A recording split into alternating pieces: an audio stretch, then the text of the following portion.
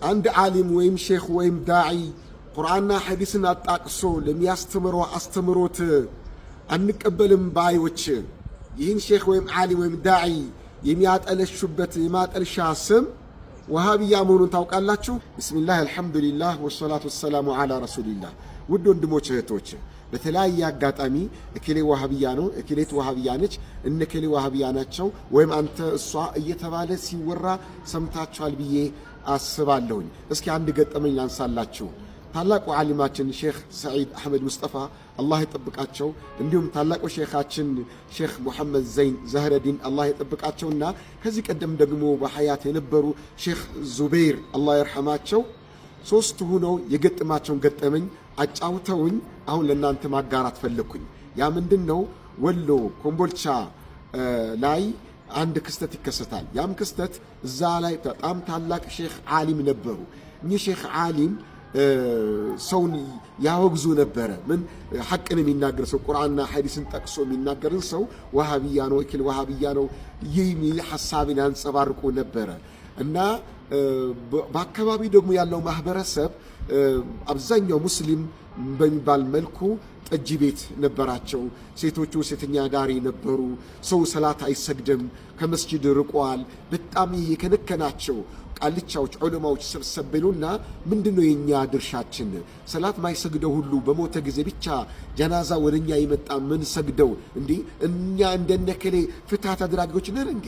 ለምንድነው በህይወት ያለ ወደ መስጂድ ማይመጣው? በሞተ ጊዜ ሬሳውን ብቻ ተቀበለ የምንሰግድበት ምንኛ ስራ ነው የምንሰራው? ይሄ ልክ አይደለንም ስራችን።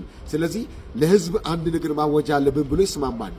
እሱ ምንድነው? ሰላት በማይሰግድ ሰው ሰላተል ጀናዛን አንሰግድም ብለን ማሳወቅ አለብን ይላሉ።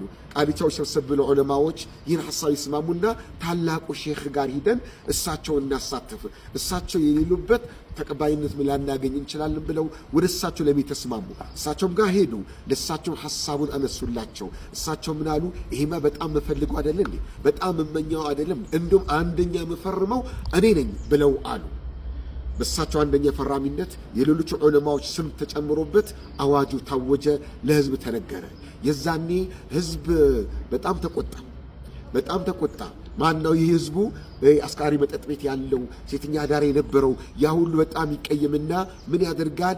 እነዚህ ዑለማዎች መሪያቸው ማን ነው? አንደኛ ፈራሚው ዋናው የሀገሪቷ ሼኽ እከሌ ናቸው ይባላል። ስማቸው መጥቀስ ስላልፈለኩኝ ነው። አድማ ይደረግባቸዋል በእኚህ ሼኽ። ምንድነው አድማው? ከእድር እናወጣቸዋለን፣ ከቅሬ እናወጣቸዋለን፣ ቢሞቱ አንቀብራቸውም ተብሎ ይታደምባቸዋል። ማነው? ይህ ህዝብ አዋም ናስ ያድምባቸዋል። ይህ በዚህ ተጎዱ። እኚህ ሼኽ በጣም ተሰማቸው፣ በጣም ቅር አላቸው ህዝብ እንደዚህ በማደሙ። የዛኔ ይህ ወሬ ወደ አዲስ አበባ ይሰማል። አዲስ አበባ ወቅቱ ሼኽ መሐመድ ሳኒ ሐቢብ ረሒመሁላህ ወደ አኼራ የሄዱበት ወቅት ነው።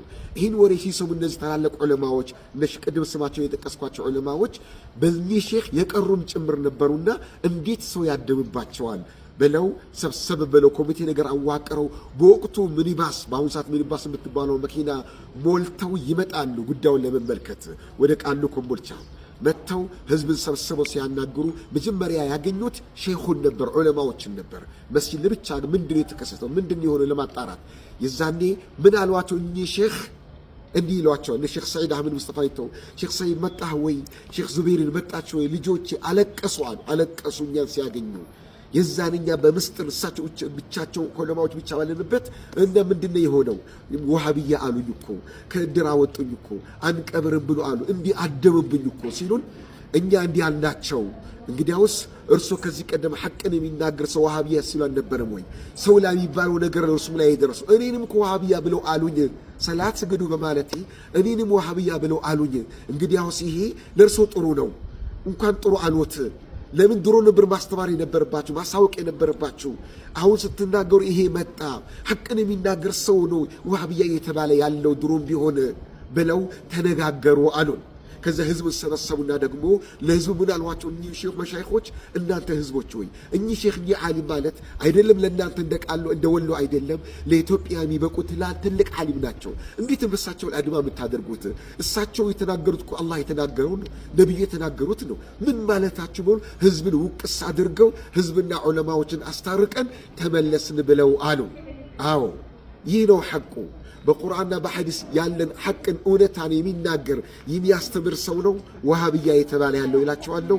ይህን ስያሜ ከጀርባ ምን እንዳለ በዚህ ታሪክ ተረዱ እላለሁ። ወጀዛኩሙላሁ ኸይር ወሽክራ